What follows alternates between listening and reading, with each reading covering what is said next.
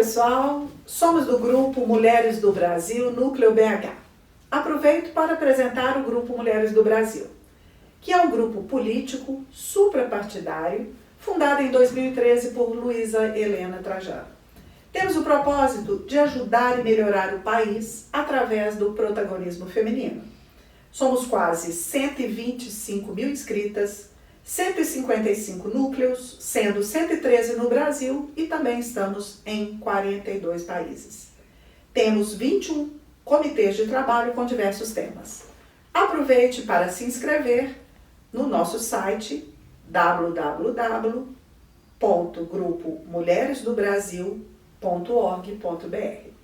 Eu sou Cristina Chaves, executiva, psicóloga, mentora, conselheira e amante das boas prosas, que nos ajuda a mudar de patamar e abrir para novos pensamentos.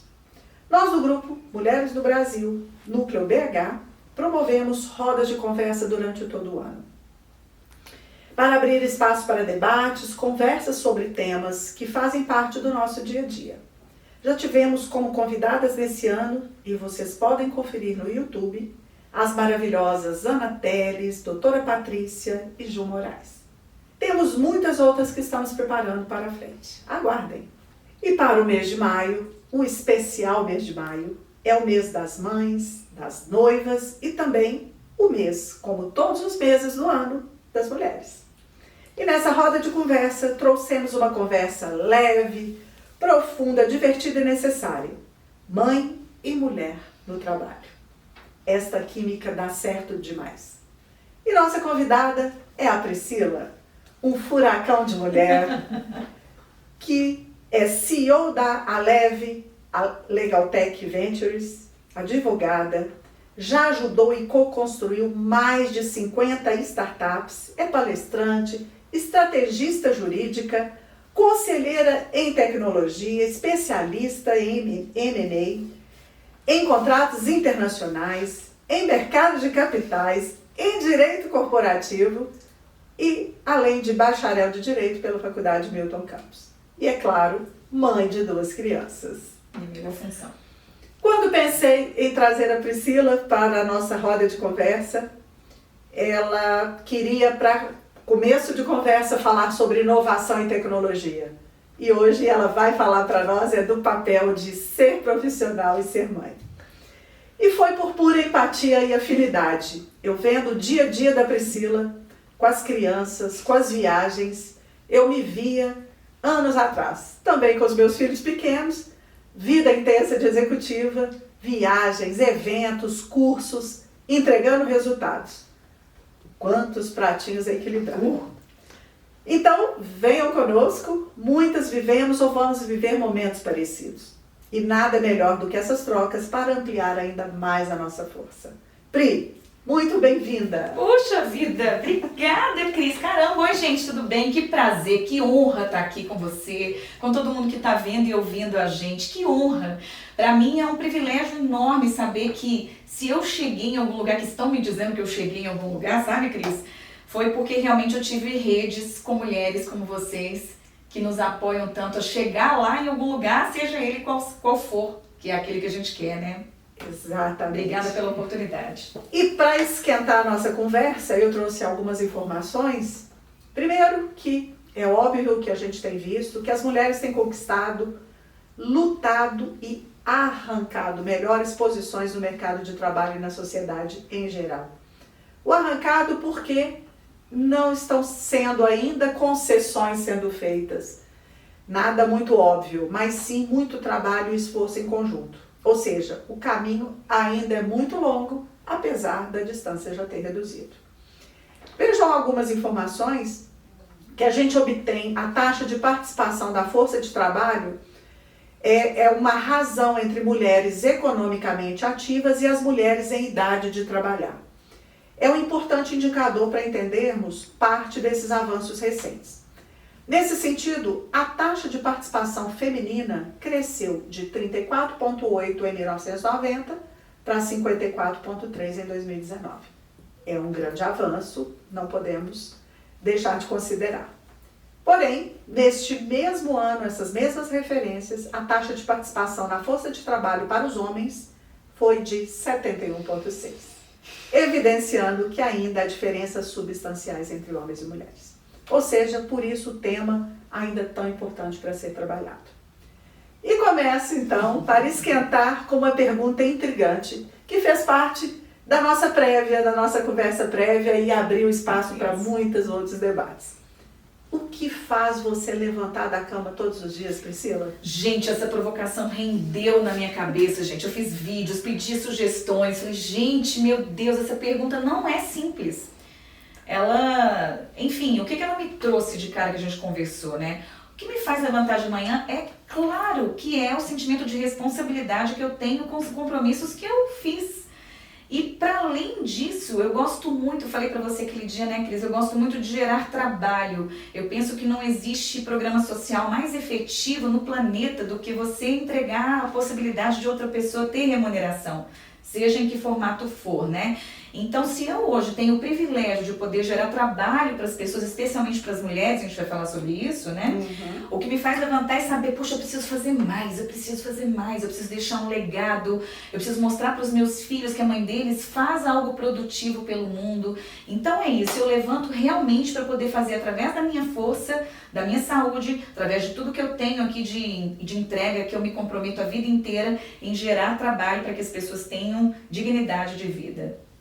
Bacana. E você já colocou aí vários ingredientes que me faz a segunda pergunta. Nessa hora do dia, o que você já fez hoje? Eu acho que a pergunta legal seria o que eu não fiz hoje. O que ainda falta fazer? Vamos abrir um vinho, gente, acho que tá nessa hora, né? A gente não tomou o vinho de hoje, né? Ainda não? Ainda não, mas eu fico me vendo aqui, ouvindo, como se fosse eu ouvindo na cabeça da pessoa que tá ali. Ela deve pensar, nossa, eu também já fiz 1 milhão de coisas. Eu sou uma mulher normal, então o que eu já fiz? Claro, né, gente? A gente como mulher normal, a gente já namorou, a gente já acordou cedo, a gente já colocou criança para tomar banho, para arrumar tudo que tinha que fazer, a gente já fez o café da manhã, a gente já... eu fiz minha meditação de manhã, que eu não consigo acordar sem parar 10 minutos e entender tudo que eu preciso fazer durante o dia e introjetar em mim. Eu gosto muito de pensar que eu sou um ser de luz e acho que é legal todo mundo pensar nesse sentido. O que eu posso fazer para iluminar todo mundo que está ao meu redor? Em 10 minutos eu faço isso todo santo dia. Repassei a agenda, coloquei menino na escola, enfim, fiz tudo que eu tinha que fazer de atividade física. Não é todo dia, tá, gente? Eu não sou essa mulher. Quem me acompanha sabe que eu adoro atividade física, adoro, não vivo sem. Mas a gente é normal e a gente não dá conta de tudo assim.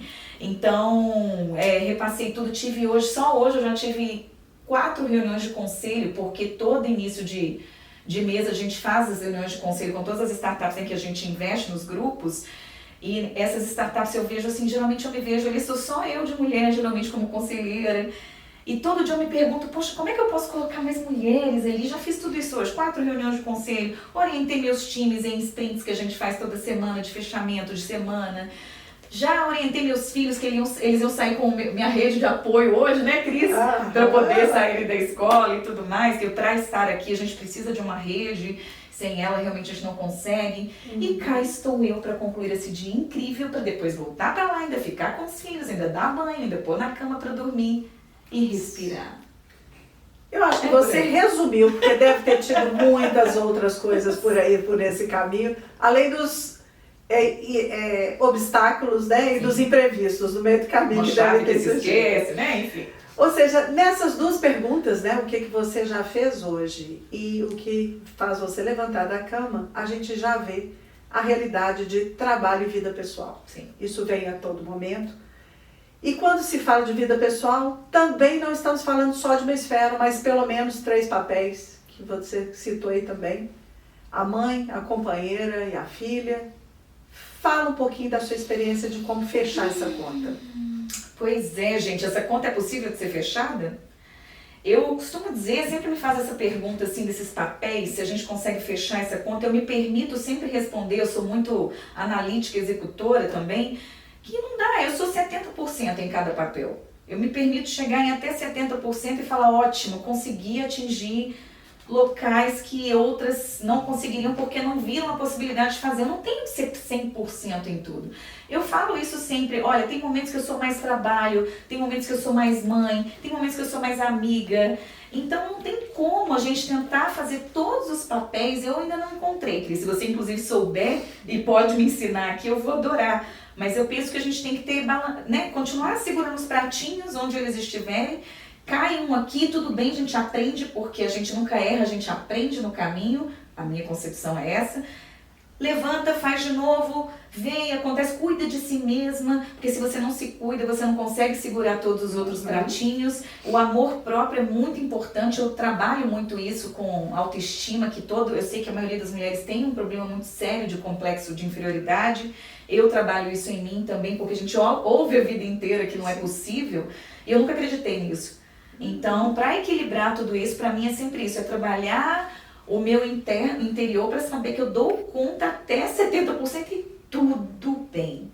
Tudo bem. Senão você entra no burnout, você entra no ciclo de não acreditar em você mesma. E é por essa razão que hoje eu sou muito orgulhosa de dizer, olha, dentro de um grupo de 50 corporates que fazem o que eu me proponho a fazer, são só 3 CEOs mulheres. E isso é uma coisa que se eu paro para pensar, eu fico extremamente triste, mas se eu paro para olhar para o outro lado, eu falo, pô, eu sou uma delas. Que bom que eu já tenho 3. Isso! Mas, sabe, eu até arrepio, assim, que bom que já existem essas 3, mas o que doeu para poder chegar até lá? E nós vamos seguir nossa conversa. Então, ser mãe, ser filha, tem que ter tempo para tudo, tem, mas eu odeio essa expressão tem que. É o que faz bem você fazer e o que te leva a ser uma pessoa melhor para você primeiro. Exatamente. Então, se eu tô feliz, os meus filhos estão felizes. Eu, gente, para encerrar, eu falo muito, né, Cris? A gente vai assim. Eu queria sempre dizer para essas pessoas que estão ouvindo aqui que a resposta que eu dou para os meus filhos todo dia deles, veem a mamãe trabalhando muito, eu amo trabalhar. E meu filho de 8 anos já chega para mim e fala, mas mamãe, você tá trabalhando tanto. E eu falei, filho, eu trabalho não é por dinheiro, porque ele já sabe o que é dinheiro, o que compra e tudo mais. Eu saio para trabalhar todo dia porque eu gosto. É simples assim, eu adoro ir trabalhar. Eu adoro ir namorar. Eu adoro sair com as minhas amigas. E filho, eu te amo demais. Se você entender que não foi você que me empacou durante a vida, você vai ser extremamente feliz. Se eu parar qualquer coisa disso da minha vida, no futuro você vai ter que ir para análise porque a mamãe disse que era culpa dele eu ter parado de fazer tudo isso. E a minha verdade é essa. E assim eu vou equilibrando e ele entendendo. Ele, tá bom, mamãe. Ele é assim, já entendi. Vai, tá bom, já entendi. Não precisa explicar demais. E uma forma que eu vejo para equilibrar a conta é que às vezes algum desses pilares demandam mais em algum momento. Sim. Então você vai equilibrar esse percentual um pouquinho mais. Sim. Né? Às vezes, né, no trabalho, é uma situação de reunião ou fechamento de mês. Que dura você vai se dedicar um pouco mais. Aí no outro dia é o filho que talvez tenha a prova, então você vai dedicar um pouco mais para ele. Mas então você sabe, você Cris, consegue dosando de acordo com as necessidades. A gente tenta, mas você sabe que eu vou te contar uma coisa que eu estava falando com meu time outro dia? Quando eu era solteira, sem filhos, eu me sentia mais ocupada do que hoje. Eu não sei explicar. Eu vou tentar dizer pra vocês. Eu me cobrava mais por eu ser solteira sem filhos. Olha que loucura. Então quer dizer que eu podia trabalhar 20 horas direto porque eu não tinha desculpa. O mundo, eu fui Faria Lima, eu falei Lima, mais de 10 anos, né, São Paulo e tal. O mundo dizia, o que você tem pra fazer na sua vida, minha filha? Né? Naquela época era muito comum você trabalhar muito. Reuniões 4 horas da manhã e tudo mais e ir direto. Hoje eu consigo equilibrar a tal ponto que eu tô ganhando muito mais, fazendo com muito mais propósito, tenho meus 2 filhos, tenho amizade profunda com meu ex-marido aqui, que é muito colaborativo, tô namorando, tem minha mãe, tem meu pai, tem tudo, e eu tô muito mais feliz. Olha que coisa! Não quer dizer que é pra ser pra todo mundo também, eu só queria dizer que essas meninas que estão ouvindo a gente, que não são mães e não são casadas ou têm família, que elas não se cobrem assim, não faz bem. Não faz bem. Até elas têm que segurar milhões de pratinhos, né? Sim. Então, gente, é só por aí. Cada um que sabe a alegria e a tristeza que traz no coração, né, Cris? Exatamente. E vamos falar um pouquinho dessa tal rede de apoio, que ela é tão falada, comentada quando a gente fala da mulher no mercado de trabalho. Mas ela não é uma realidade de todas as mulheres. Comenta um pouquinho dos desafios tendo a rede de apoio e não tendo a rede de apoio. Quando eu estava em São Paulo, Faria Lima, como eu mencionei e tudo mais, né? Aquela menina sem filhos, só casada, só casada é ótimo, né? Indo pra cima e pra baixo, 6 aviões por semana, aquela coisa executiva. Pra mim, ter filho era uma coisa assim, simples, maravilhosa. Que isso, gente? Eu faço negócio de bilhões aqui. Que é um menino na vida? Que absurdo. Gente, quando eu tive filho, foi em outubro de 2015, que chegou aquela coisinha branca na minha vida, aquela bolinha precisando de tanta coisa, e a gente toda complicada, e antes eu falei, não, que babá, que mãe, que rede de apoio, pra quê? Eu tava só morando eu e o meu ex-marido lá em São Paulo, só nós dois.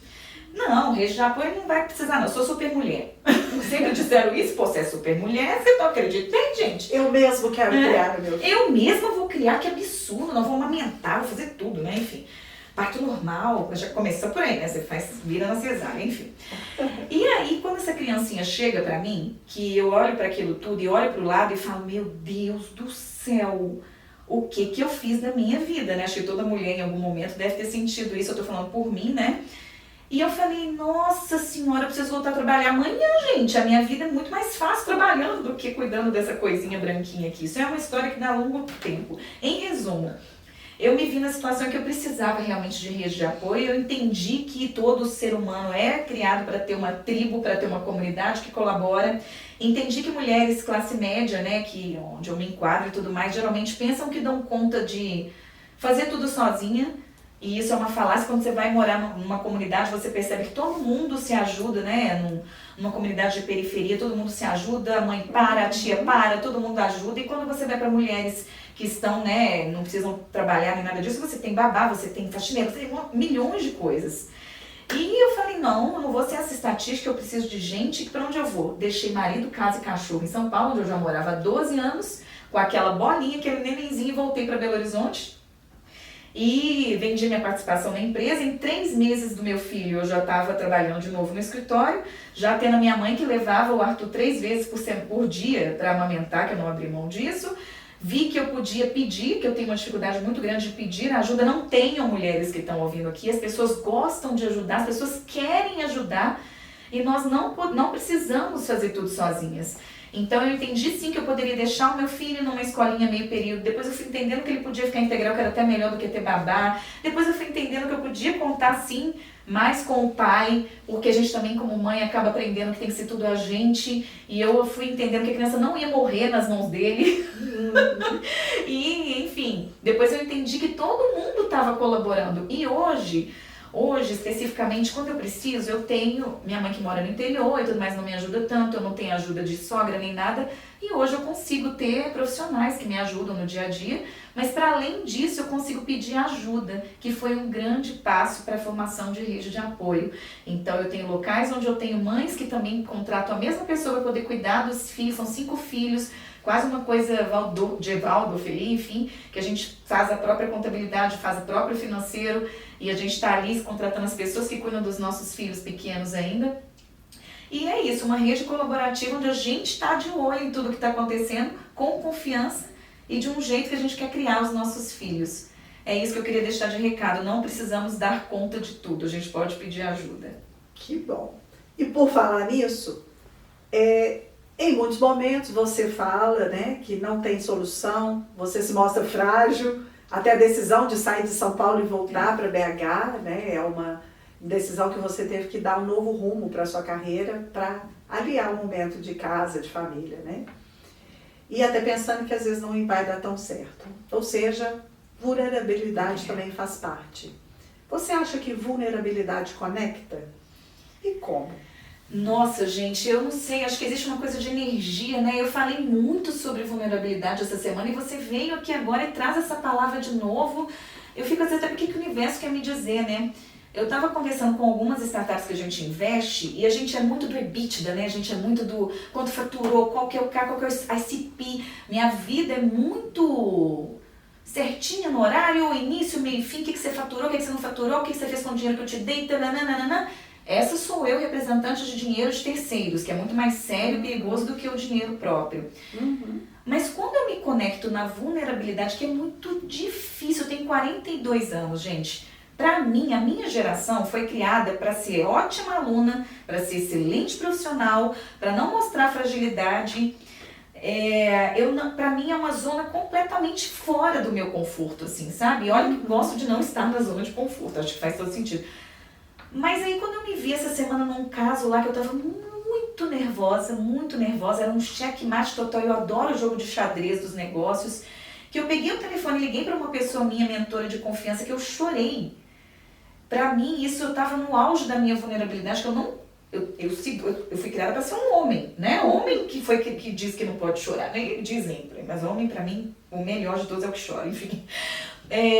Que eu me vi nesse estado de vulnerabilidade, esse mentor falou, Priscila, é a primeira vez que eu consigo me conectar com você de verdade, na sua essência, quem é você. Agora você vai ser orientada por mim como um ser humano, não como uma máquina. Os meus conselheiros costumam me chamar de força da natureza, me chamam de força da natureza, e até hoje eu não consegui entender se isso é um elogio ou se isso ou é sair destruindo tudo que vê na frente porque tem que bater uma meta, né? Então eu tô nesse momento tentando entender esse lugar de vulnerabilidade que me conecta com as outras pessoas, porque o que tem por trás de um CNPJ é uma pessoa física. Uhum. E quando eu ouvi, acho que foi umas 2 semanas atrás, um dos meus conselheiros dizendo, Priscila, a gente está apostando em você, sabendo que você tem possibilidade de errar, e a gente está assumindo que você pode errar, eu falei, caraca, que coisa, o que a minha mãe me falou isso quando eu era criança, que eu podia errar? Eu ia perguntar isso, você aceita você errar? Você é psicóloga, né? A gente vai começar Eu ainda sofro muito, Cris, assim, para mostrar minha vulnerabilidade aqui. E para você ter uma ideia, em 2016 eu fui fazer um evento para 200 mulheres e eu queria mostrar para elas que elas eram capazes, sim, de fazer 2 bilhões em intermediação de compra e venda de empresas, como eu fiz, que elas podiam, sim, ter curso em Nova York, em Ford, em não sei o quê. Eu queria mostrar só esse meu lado, que foi uma máquina mesmo, de imparável. Eu me tornei uma máquina imparável. E aí uma das meninas levantou a mão, eu nunca vou esquecer disso, é até emocionante. A menina levantou a mão e falou assim, doutora, eu como advogada ali, né? Achei muito legal, parabéns, sua trajetória é muito legal. Agora me conta como foi sua infância, como é que você conseguiu superar tudo isso, como é que foi sua história? E eu, gente, mas eu não consigo. E quando a gente fala de vulnerabilidade, remete ao fato de eu ser filha da empregada doméstica do meu pai. Olha que vulnerabilidade que eu comecei a falar há pouquíssimo tempo. Uhum. Que pra mim é um orgulho, eu amo a minha mãe profundamente, a mulher mais forte que eu já conheci no universo, mas que por ser a empregada doméstica da casa, não me permitiu ser pouca coisa, como ela achava que ela era pouca coisa. E meu pai largou todas aquelas coisas que todo mundo dizia e casou com ela, estão juntos há 45 anos. E juntos fizeram com muito trabalho, um patrimônio que eu mergulho muito. E hoje a família que não deixou, né? Hoje pede dinheiro emprestado, a família tá ouvindo aqui, enfim.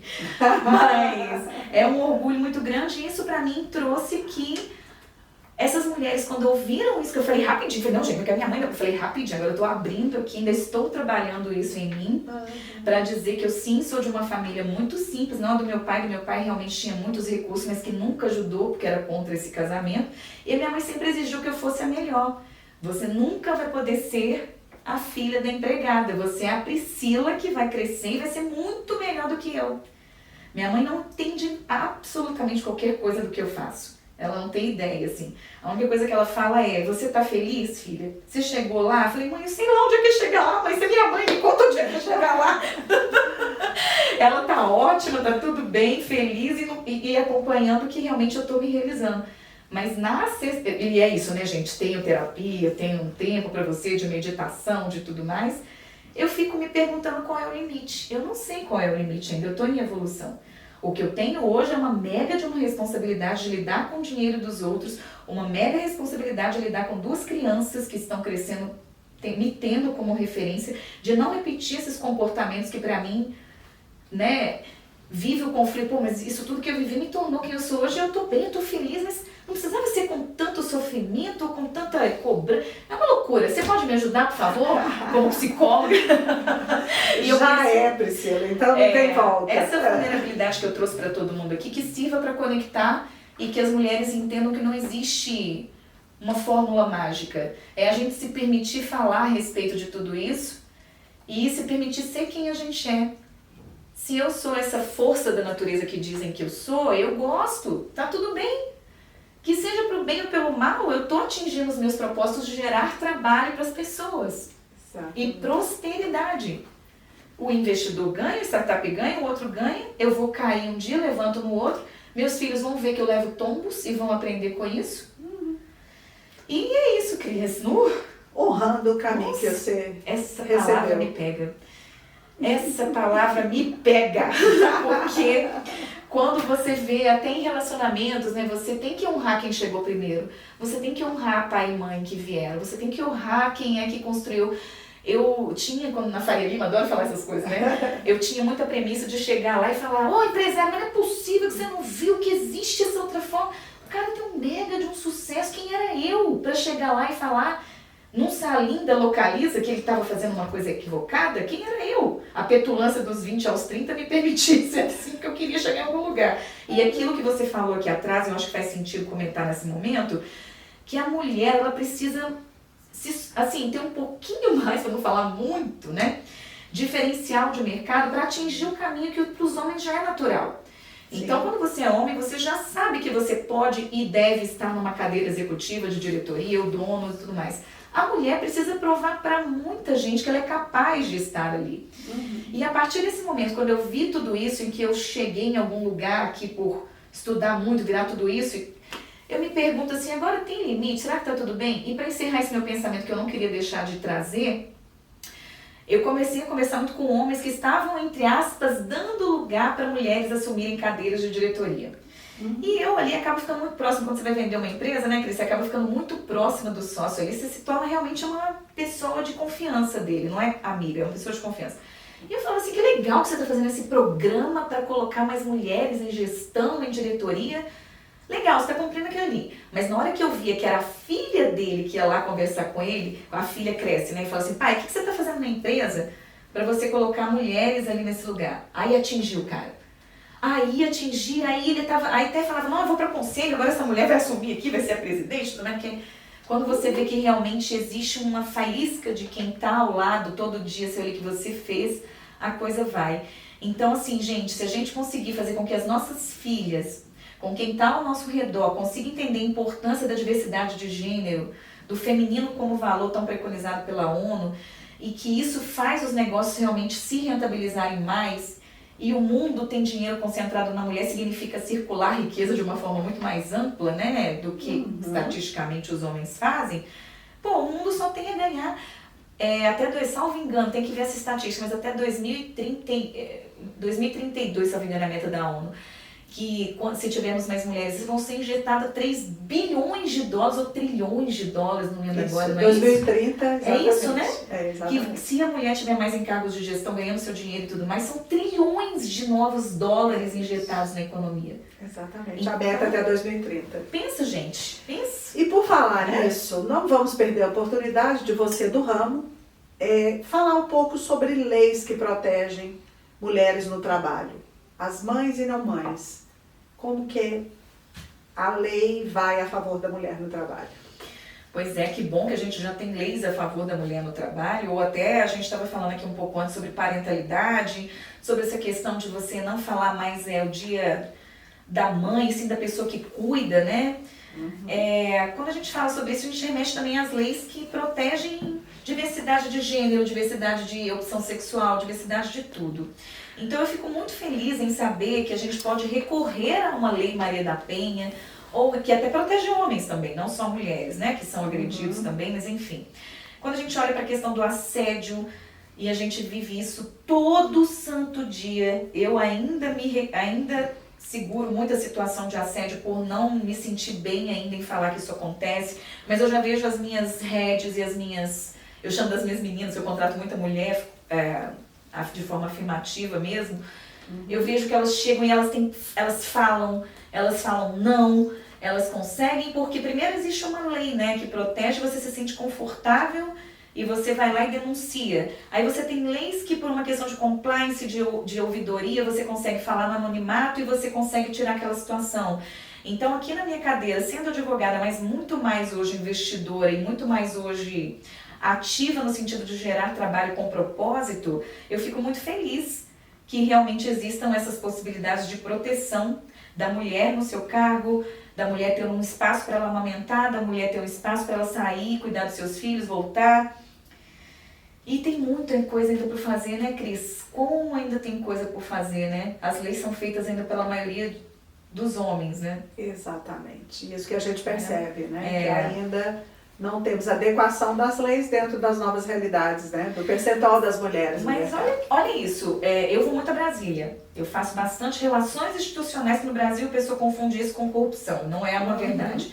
Um deputado, um vereador, essa pessoa política, eles não têm como fazer lei sobre mar, sobre enfermeira, sobre advogado, sobre startup. É impossível. Então, nós, como cidadãos, nós precisamos ir lá e mostrar ao deputado, ô vereador, tira essa vírgula aqui, vai melhorar, porque aqui vai ter um espaço para mulher. Então, tem que existir essa conversa, esse diálogo. E as pessoas pensam que eles são inatingíveis, né?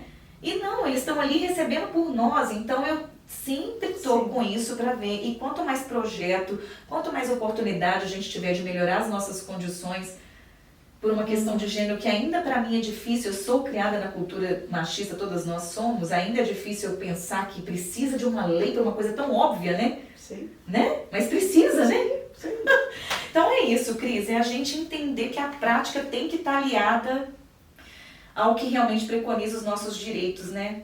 Que parecem óbvios, mas têm que ser ditos. Exatamente. Nós já vamos caminhando aqui para o nosso final. Poxa! Passando tão rápido, mas eu vou fazer uma citação aqui para inspirar para ouvir os seus comentários. Mulheres são boas em resolver problemas e sair de situações difíceis. Elas são frequentemente relacionadas a características importantes em uma crise, como capacidade de conciliação, de colaboração, empatia, focar mais nas pessoas e conseguir trabalhar bem nos bastidores e no engajamento da equipe. Quais os desafios para essa carga que é colocado na mão da mulher?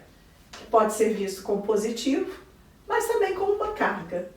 Como que você vê os desafios para a gente carregar essa carga? Uma grande mentora minha chamada Candice Fernandes estava me mentorando essa semana exatamente sobre isso. Eu carrego essa carga do mulher mais empática, a mulher consegue fazer mais... Exatamente. E ela me falou, você não precisa ser assim.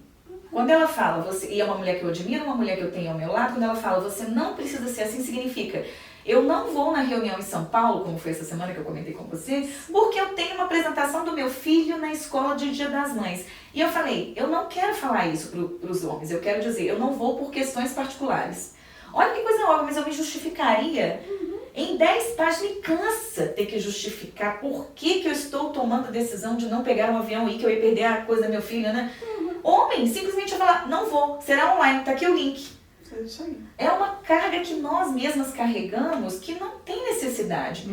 Então quem está ouvindo isso, se ela se sentir confortável em ser assim, ok, tá tudo bem. Ficou pesado, vamos ouvir até onde é o limite, vamos fazer de uma forma mais simples, que não é simplória, porque fazer simples é mais difícil muitas vezes do que florear, né, Cris? Então, assim, vamos tentar não ser como os homens, e sim ver o que funciona para cada uma, que a gente não, eu sou contra extremos. Dizer que isso aí também não deve ser o comum é muito difícil, né, Cris? Cada mulher vai encontrar o seu caminho. Mas eu sou aquela que tô lá, o head de não sei o que, você tá bem? Você acordou bem hoje? Não sei o que, trazendo...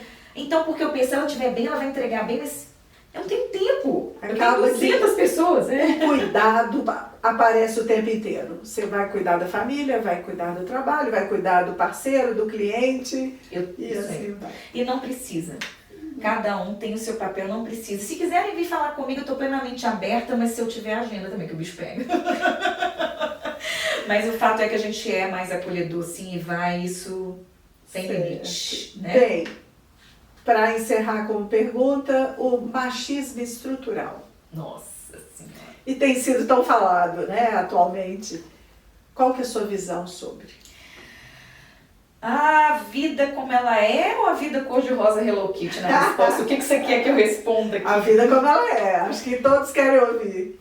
Eu acho que eu posso ser um pouco linchada nesse meu retorno. É assim, eu sou uma pessoa que invisto muito em feminino como valor. Eu quero deixar isso claro, meu disclaimer aqui. Eu sou mulher, eu sei o meu lugar de privilégio como uma mulher branca, uma mulher que estudou, que teve oportunidade, né? Enfim, eu sei o meu lugar de privilégio. Mas eu sou criada num mundo machista. Então, olha só que coisa. Hoje, no dia de hoje, aqui agora, eu me vi chamando um mega de um advogado, um mega de um negociador para fazer o trabalho que eu já tinha feito para a gente se reunir com 5 founders de uma startup que nós vamos ter na segunda-feira, de uma coisa que eu estrategizei tudo, mas eu preciso que eles estejam na reunião comigo para que a solução seja acolhida. E aí eu falando pro meu time, eu falei assim, gente, eu não tô nem aí, eu quero mais é que o negócio feche. Mas Priscila, foi você que fez tudo, eu não tô nem aí. Se precisa daquele fulano lá que é homem, que é hétero, que tem a fala bonita e tudo mais, que vai usar a estratégia que eu fiz, mas se eu preciso dele pra ele estar lá e o negócio fechar, tudo bem. Isso é machismo? É, porque os caras que estão lá vão ouvir esse cara. Se eu abrir a boca, eu sou a Priscila, mulher, todo mundo vai falar, não, mas eu preciso falar mais do que ela para ganhar este contrato. E eu já vivi isso, gente, estou nessa há 20 anos, já estou de saco cheio, tô assim, eu tenho que usar essa artifício, eu vou usar então. Então, isso é um machismo para mim, isso é uma forma de assédio contra mim. É uma forma de olhar para isso tudo e me emociona sempre isso, porque eu não paro para pensar, eu vou fazendo. E para mim, hoje eu preciso entregar resultado. E infelizmente eu não sou ouvida, mesmo sendo a diretora, fundadora, sócia majoritária, a que investiu mais de 2 milhões de reais no negócio, mesmo assim eu preciso ouvir, que quem realmente eles vão ouvir são os homens ao meu redor. Ah, pois não, então vão ouvir os homens, deixa que você me devolva a minha parte em investir 2 milhões, eu quero 10 milhões, tá tudo certo, entendeu? É uma boa estratégia. Mas acaba difícil, que você está usando, né, de uma estratégia, então... É o machismo É estrutural. o machismo estrutural gritando do outro lado. Eu poderia dizer que não, que eu chego aqui, que eu boto tudo na mesa lá, e eu que faço e aconteço. Não é verdade, o mundo cor-de-rosa Hello Kitty ainda não existe, que a minha filha tem um mundo muito melhor do que esse, assim. E é exatamente o que queremos, né, para levar para mais mulheres, né, comentários, reflexões como essa que você trouxe aqui, que eu acho que com certeza vai ajudar muitas mulheres. Tomara. E agora, para encerrar, aquelas rapidinhas que adoramos. Uma frase para cada uma das palavras. Nossa. Culpa. Culpa tem que ser acolhida e tem que ser trabalhada e tem que saber que ela existe e que a gente é capaz de superá-la para a vida seguir. Desculpa. Desculpa para mim é uma forma de fuga que não traduz a força que a mulher de fato tem para poder seguir. Ela não precisa de desculpas, ela não precisa de fuga, ela precisa só cumprir o que ela se propõe sem desculpas. Um sonho. Olha, eu sou a mulher dos sonhos, eu não tenho um só, tenho vários, mas um sonho de verdade é um dia ouvir que ouvi do meu filho e da minha filha que eles estão bem, mesmo a mamãe tendo tanto trabalho durante quando eles eram crianças. Vai ser um sonho ouvir isso deles, me agradecendo e me honrando, digamos assim, que vinha antes, essa palavra é boa, por eu ter feito tudo que eu quis. Amores. Meus filhos, minha vida como toda, minha família, amores ao meu trabalho, sim, que eu amo. Eu acho que tudo que me faz bem hoje em dia, né, minha vida, família, amigos, namorado, gente, olha, a vida continua, né? Então, amor. Seu melhor emoji. Meu melhor emoji é uma carinha assim, ó. Porque eu acho que a gente não tem que se levar tão a sério. Eu sou a menina dos emojis engraçadinhos, tá? Porque meu time manda pra mim aquele do soldado, sim senhora, eu não, gente, não, aí tem que se divertir também. E um símbolo que te inspira a dar conta de tudo. Ai, meu Deus, aí eu choro, que um símbolo que me inspira a dar conta de tudo é a minha mãe.